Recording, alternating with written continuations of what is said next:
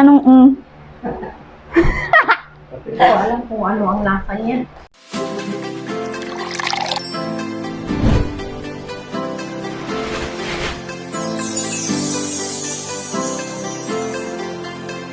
Hi guys! It's me again, Glydel, and welcome back to my YouTube channel! So, kung nabasa nyo naman yung description box below, then alam nyo na kung ano yung gagawin natin. So, gagawa tayo ng milk tea drink. Gamit lang itong ingredients na nasa harap ko dahil sobrang nakikrave na kami dito sa bahay, especially ako. Sobrang tipid, sulit, at masarap din siya.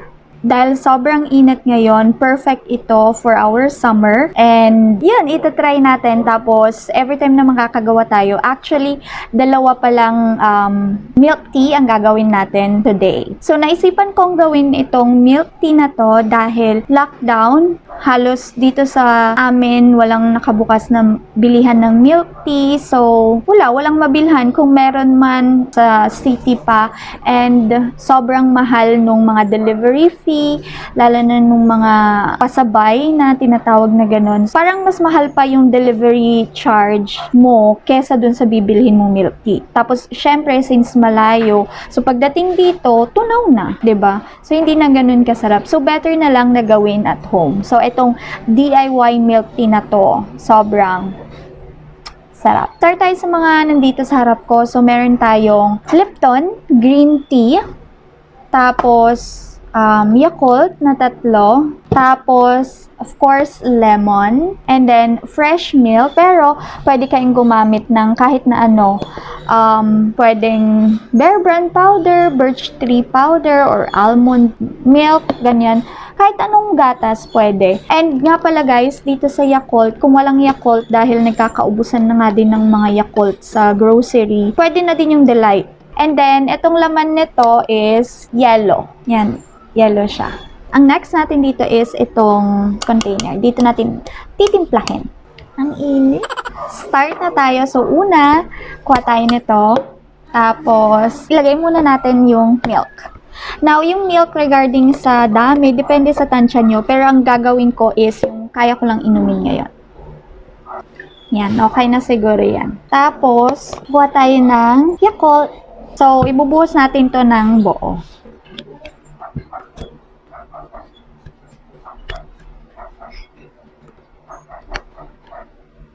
Guys, hirap na hirap akong magbukas dito sa Yakult. Ayaw magpainom. So, lalagay na natin. Yan. Tapos, of course, ito. So, una gawin natin is, ang ginagawa ko dito, roll muna natin para kumatas. Kakat na natin. Dahan-dahan lang tayo sa paggamit ng knife. So, ilalagay na natin dito. Kukuha naman tayo ng yellow. Tapos, stir natin. Wala kasi akong nakuhang kutsara. So, iti-taste test na natin siya.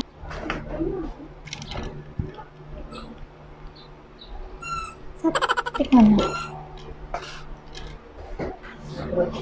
Masarap ko siya, guys. Nakaka-refresh siya this summer. I-try nyo to, guys. Masarap para sa akin na. Ewan ko lang sa inyo.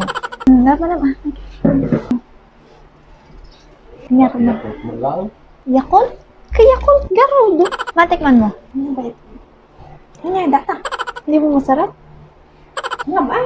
So, pinatikim ko sa kanilang lahat ito. And para sa kanila, hindi ganun katamis. Pero pwede na daw, sakto lang.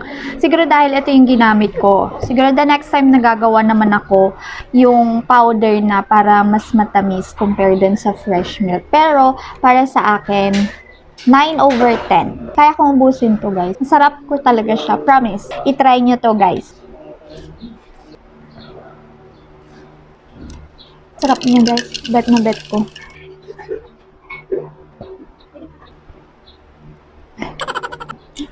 Ang sarap niya, guys. Bet na bet ko.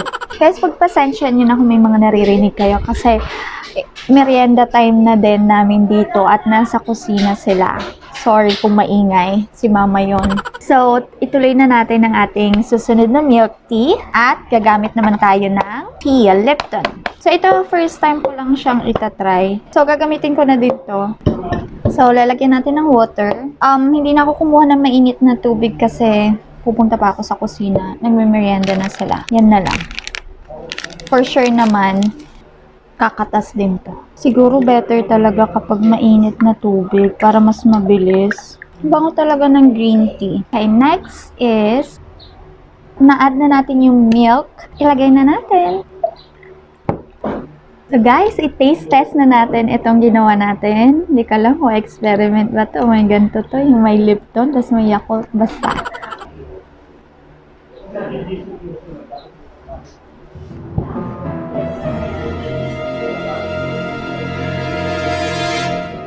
Ang sarap, guys.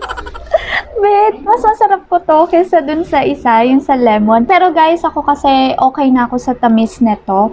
Pero kung gusto niyo pa ng mas matamis, siguro pwede niyo siyang lagyan ng sugar. Pero para sa akin, okay na.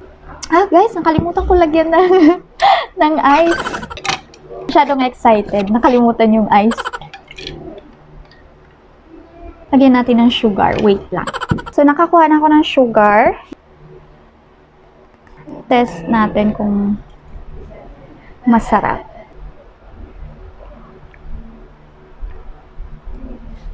Bet ko siya, guys. So, ipatikim natin sa mga kasamahan natin dito sa bahay. So, nagme-merienda na sila. Ikaw na lang, ma.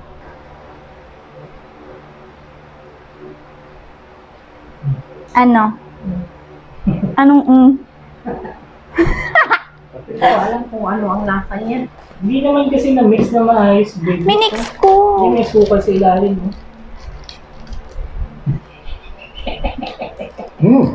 Sarap nito ah. Yung totoo lang, ha. Yung nature. Sarap. Gawa ka ng marami. Nox. Supportive. Tikman mo, Avi. Ano pa? Sarap nga. Masarap ko din yan. Mas masarap ko yan kesa dun sa isa. Mas masarap Hindi ako. to. Saka ano ba yun? May Ano lasa, Avi? lemon. Matabang lang, pero masarap. Oh, see? Sanay na sana yata ako sa Ang galing ko talaga. So, yun guys. Sabi sa inyo, masarap ito. At itry nyo din sa bahay nyo. Kahit yung mga nandito sa amin, nagustuhan nito.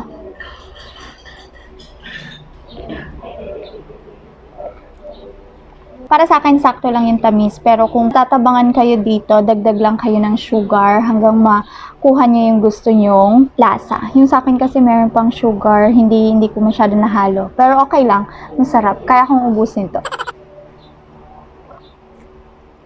So, yun lang ang aking share ngayon dito sa vlog na to.